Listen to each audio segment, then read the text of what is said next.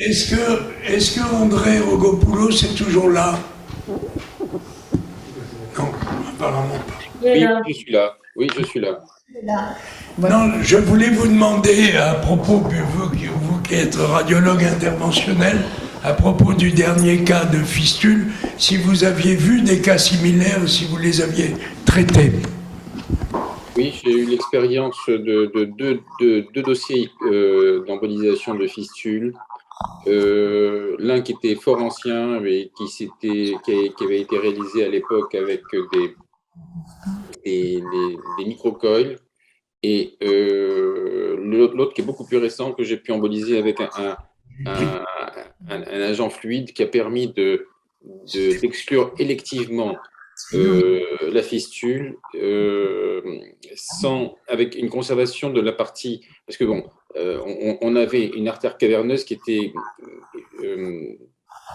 vidée complètement dans les corps caverneux, et l'autre partie, la distalité de l'artère caverneuse, circulait à contre-courant pour alimenter la fistule. Donc la fistule était alimentée en sandwich de part et d'autre. Et donc on a pu colmater vraiment le segment communicant et conserver une perméabilité de la distalité de l'artère caverneuse. Voilà, c'est un patient qui était suivi par un confrère urologue de l'Institut, et malheureusement, je n'ai pas eu de suite sur les résultats en matière de récupération ou d'altération de son érection. En tout cas, angiographiquement, ça paraissait satisfaisant. Ouais, très bon. Je l'ai vu.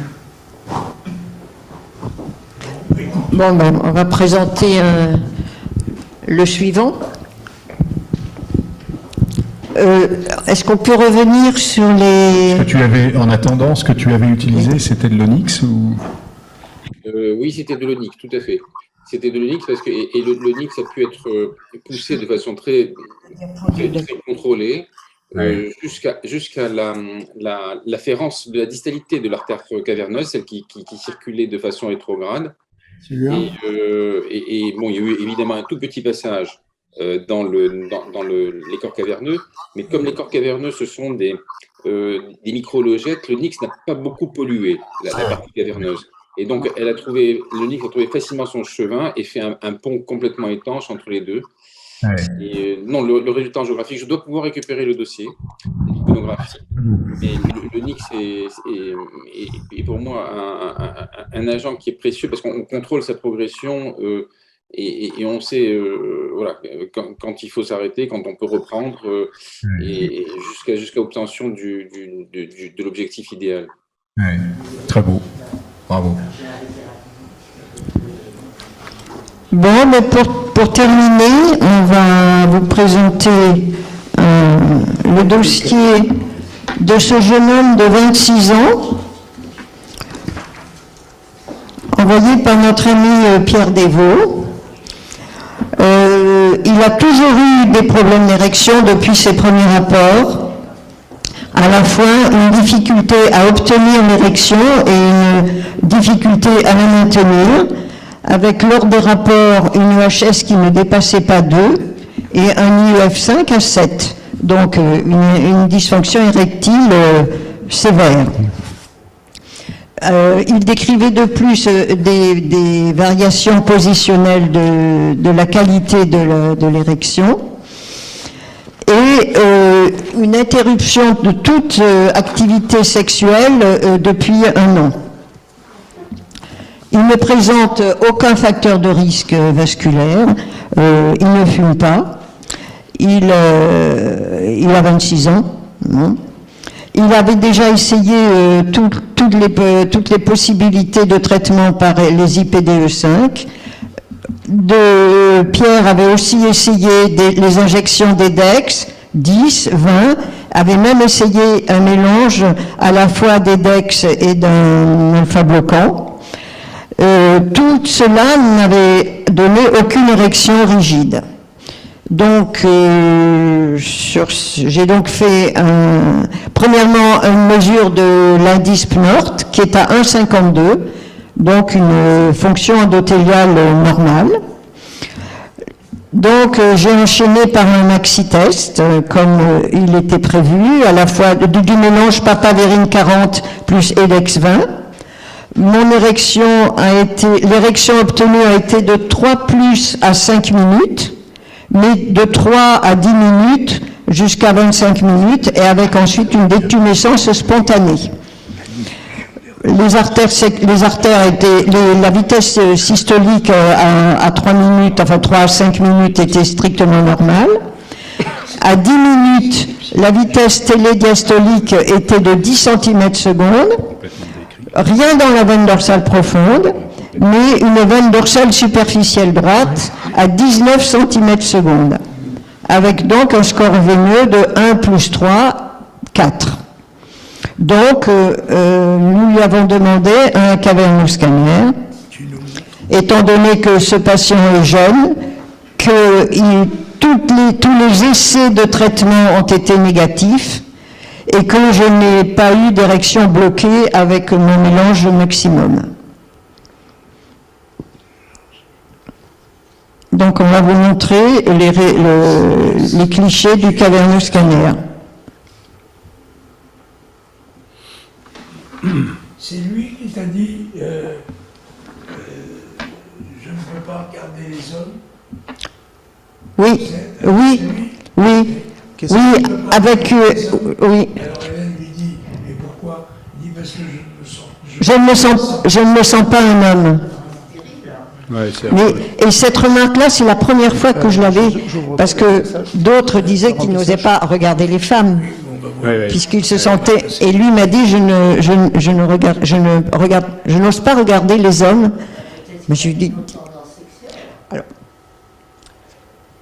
oui, mais il y a plus que ça, je pense.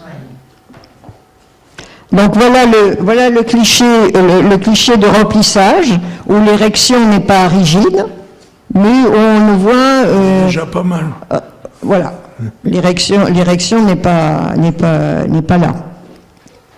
Voilà, alors vous savez qu'avec le cavernoscanner, on peut regarder derrière aussi, ce qui est très important. Non? Et il y a un remplissage qui est pas mal, mais pas... Le remplissage des corps caverneux est là, mais pas d'érection. Non. Alors, la suivante... Tiens, le complet. Parce que moi, je suis mauvais. Après, c'est complet. Complet, oui, exactement. Ah, vivement qu'on ait les trois sur la même palette.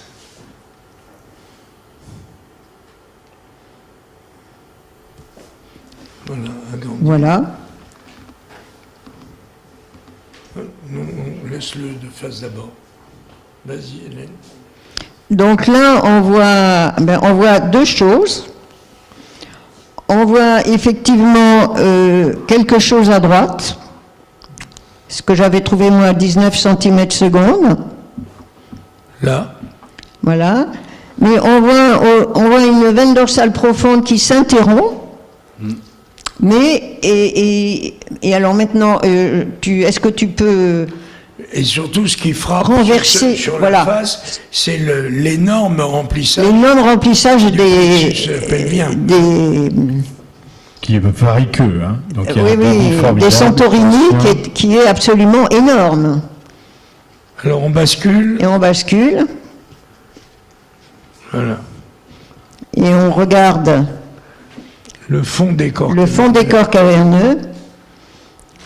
Alors, monsieur Allaire. Moi, je vois pas très bien. C'est peut-être ma vue. Si tu veux.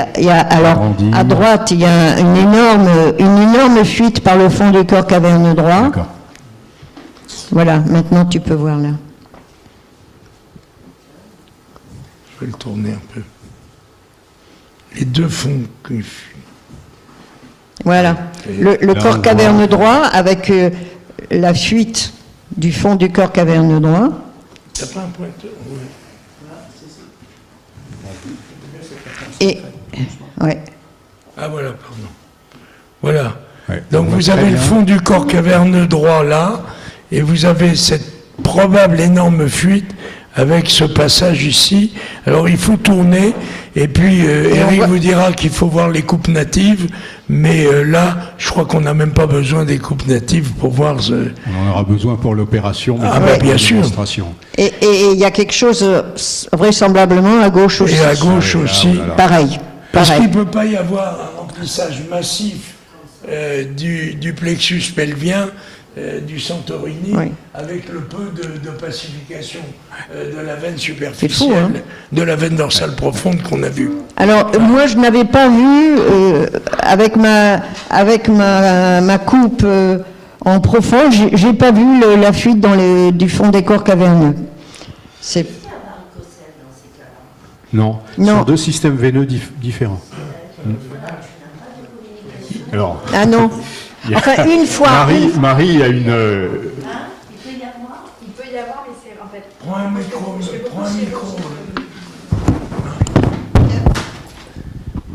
Je fais pas mal de chirurgie de varicocèle et ça m'arrive de trouver des communications entre des veines qui ont, enfin, entre la veine dorsale superficielle ou profonde de la verge, lorsque je fais la chirurgie de varicocèle en fait. Parce que c'est Mais- l'équivalent des varices utérines et ovariennes. Un peu ou pas? Un peu, mais pas tout à fait. Alors, Marie donne cette expérience qui est très intéressante et assez rare. Voilà, la seule chose que j'avais vue, c'était, on en avait discuté ensemble, dans un vieux bouquin d'anatomie Grays de 1880. C'était marrant. Il y a un schéma avec le circuit veineux, enfin le drainage veineux qui va vers la veine cave ou la veine rénale, donc spermatique, d'une part, et d'autre part, le système veineux pénien qui va vers les hypogastriques et les veines iliaques externes. Mais donc, ce qui est très intéressant, on en avait discuté, c'est ce que dit Marie, c'est que c'est plus fréquent qu'on ne le pense.